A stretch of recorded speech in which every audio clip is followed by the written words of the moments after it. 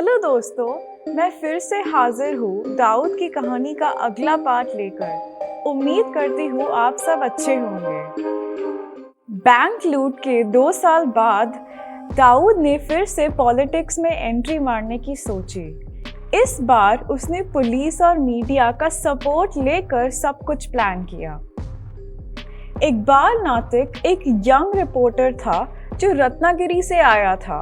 वो डोंगरी में ही रहता था और दाऊद उसको अच्छे से जानता था। नातिक ने कुछ टाइम तो मुंबई के लोकल न्यूज़पेपर्स में काम किया, लेकिन फिर उसने अपना खुद का पेपर शुरू करने की सोची। दाऊद इकबाल को जानता था और उससे बहुत पसंद भी करता था।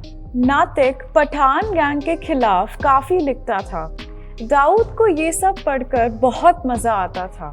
दोनों का दुश्मन एक ही था, पठान गैंग। दुश्मन का दुश्मन दोस्त होता है, इसलिए दाऊद और नातिक दोस्त बन गए।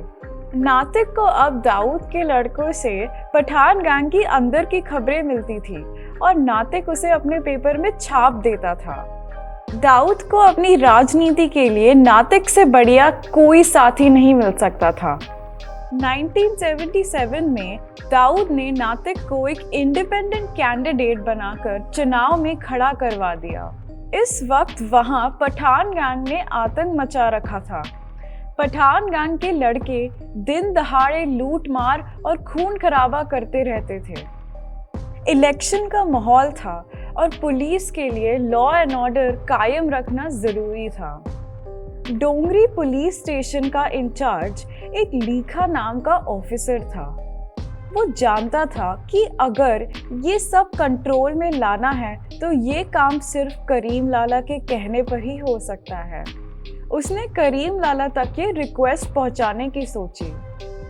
उसने इब्राहिम कास्कर को थाने बुलवाया और उससे कहा कि वो जाकर करीम लाला से मिले और उससे रिक्वेस्ट करे कि कुछ समय के लिए उसके लड़के थोड़ी शांति बनाए रखें। इब्राहिम कास्कर ने लीखा से साफ कहा कि उसकी रेप्यूटेशन अब पहले जैसे नहीं है और उसे नहीं पता कि उसकी बात का पठान गैंग के लोगों पर क्या असर होगा। लेकिन जब लीखा ने जिद की तो वो मान गया। इसके बाद कुछ दिन बीत गए, लेकिन हालात में कोई बदलाव नहीं आया। लीखा ने कुछ दिन और इंतज़ार किया, लेकिन धीरे धीरे दिन हफ्तों में बदल गए और हफ्ते महीनों में बदल गए, पर पठान गैंग का आतंक कम नहीं हुआ। एक दिन लीखा इस बात से परेशान अपने पुलिस स्टेशन में बैठा हुआ था। तभी नातिक लीखा के पास आया। लीखा को उसने परेशान देखा तो उसने उसका कारण पूछा। लीखा ने उसे अपनी परेशानी का कारण बताया। नातिक ने तब लीखा से कहा कि उसका तरीका ही गलत है और उसने डायलॉग मारा कि लोहा ही लोहे को काटता है। लीखा समझ गया कि नातिक क्या कहना चाहता है, लेकिन उसकी समझ में ये नहीं आया कि पठान गैंग के सामने कौन टिकेगा और कौन उनसे पंगा लेगा। उसने नातिक से जब ये सवाल पूछा तो नातिक ने फिर ये डायलॉग मारा कि बाप को ट्राई कर लिया, अब बेटे को देख लो। बात साफ थी, दाऊद से मदद लो। तो दोस्तों, दाऊद ने नातिक का इस्तेमाल करने के लिए उसे राजनीति में उतारने की सोची। इधर नातिक लीखा को पठान गैंग से लड़ने के लिए दाऊद का सहारा लेने के लिए बोल रहा था और उधर लीखा यानी पुलिस ने नातिक और दाऊद का इस्तेमाल किया। जर्नलिस्ट, पुलिस और गुंडे की ये परफेक्ट तिकड़ी थी। पुलिस का इस तरह से डायरेक्ट सपोर्ट मिलने से दाऊद का काम अब काफ़ी तेज़ी से बढ़ने लगा था। खैर, इलेक्शन ख़त्म हुए और दाऊद और लीखा के सपोर्ट के बावजूद भी नातिक हार गया। दाऊद समझ गया कि पॉलिटिक्स सिर्फ पैसे और डर से नहीं, एक्सपीरियंस से चलती है। लेकिन नातिक ये बात नहीं समझ पाया। वो अपनी हार का जिम्मेदार पठान गैंग को मानता था। उसने हार का सारा गुस्सा पठान गैंग पर निकालना शुरू कर दिया। अब अपने पेपर में वो सिर्फ पठान गैंग के खिलाफ ही लिखता था। पहले तो वो जब किसी पठान के खिलाफ लिखता था तो वो किसी सबूतों पर बेस्ड होता था, लेकिन अब तो उसने सुनी सुनाई बातों पर भी पठान गैंग के खिलाफ लिखना शुरू कर दिया था। इस बात से पठान नातिक से बहुत नाराज थे। ये बात दाऊद और लीखा दोनों को पता थी, लेकिन नातिक के ऐसा करने से दोनों को ही फायदा हो रहा था, इसलिए उन्होंने उसे रोका नहीं। उन्हीं दिनों एक घटना ने पूरी मुंबई को हिला दिया था। एक नया शादीशुदा जोड़ा अपने हनीमून पर बम्बई आया हुआ था। वो वहाँ एक लोकल लॉज में रुके हुए थे। एक दिन पठान गैंग के एक खतरनाक पठान आयुब लाला की नज़र उस लड़की पर पड़ गई। बस फिर क्या था, वो अपने कुछ साथियों के साथ पहुंच गया उस कपल के कमरे में। वहां उन्होंने उस मासूम के साथ पूरी रात गलत काम किया और सुबह निकलने से पहले ही पति पत्नी दोनों को मार दिया।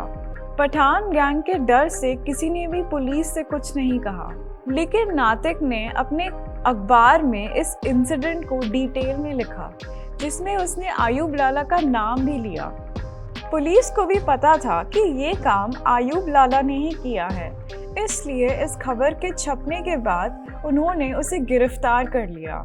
कुछ महीने जेल में रहने के बाद आयुब लाला अब बाहर आया तो उसके सर पर खून सवार था। वो तो बस अब नातिक से अपना बदला लेना चाहता था। उसने नातिक को उसके घर से उठवा लिया और गाड़ी में ही आयुब के लोगों ने नातिक को मारना शुरू कर दिया। माहे आते आते उन्होंने उसको बेहाल कर दिया और उसके अधमरे शरीर को उन्होंने खाड़ी के किनारे फेंक दिया। किसी तरह से नातिक ने हिम्मत कर अपने को संभाला और रेंगते हुए सड़क तक आ पहुंचा। वहां से कुछ अनजान लोगों ने उसे अस्पताल में एडमिट कर दिया। दाऊद और लीखा को जब ये पता चला तो वो उससे मिलने अस्पताल आए। वहां नातिक ने उन्हें पूरी बात बताई। दाऊद को बहुत गुस्सा आया। 2 दिन बाद इन चोटों की वजह से नातिक की मौत हो गई। इस बात से दाऊद एकदम पागल सा हो गया। इतने समय में वो नातिक के काफी क्लोज आ गया था और उसका करीबी दोस्त बन गया था। नातिक की मौत ने दाऊद को एकदम बदल दिया। अब तक तो वो पैसे कमाने और नाम कमाने के लिए काम कर रहा था, लेकिन अब वो नातिक की मौत का इंतकाम चाहता था। उसने आयुब लाला से बदला लेने की ठान ली थी। आपको याद होगा कि दाऊद ने पठानों में से एक पठान बाशु पठान को हराकर अपना नाम बनाया था। बाशु पठान के गैंग में एक पहलवान था, खालिद पहलवान।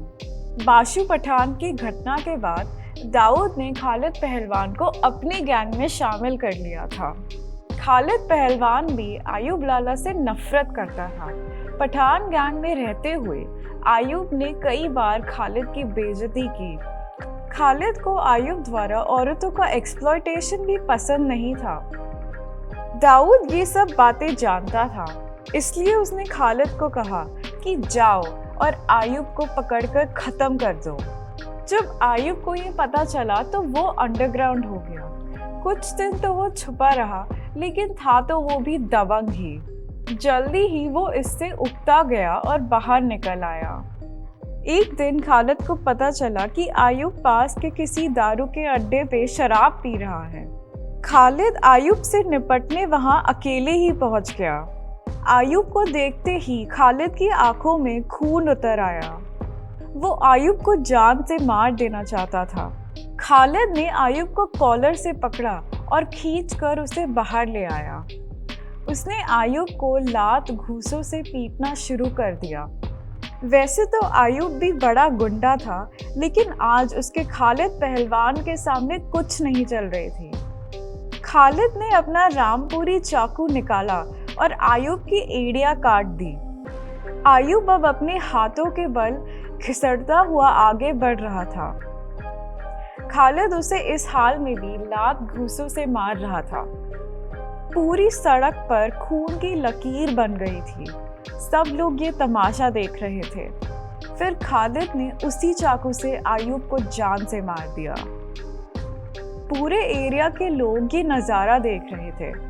इसके बाद सब तरफ दाऊद की दहशत बन गई और दाऊद सही मायनों में अब एक साधारण गुंडे से बढ़कर डॉन बन गया था। इस वक्त तक मुंबई में 3 गैंग राज करते थे, पठान गैंग, वरदराजन गैंग और हाजी मस्तान गैंग। दाऊद और पठान गैंग के झगड़े में सबका नुकसान हो रहा था, जिसमें हाजी मस्तान भी शामिल था। आयुब की मौत के बाद तो ये दुश्मनी और भी बढ़ गई। हर वक्त कोई किसी ना किसी की हत्या कर रहा होता था।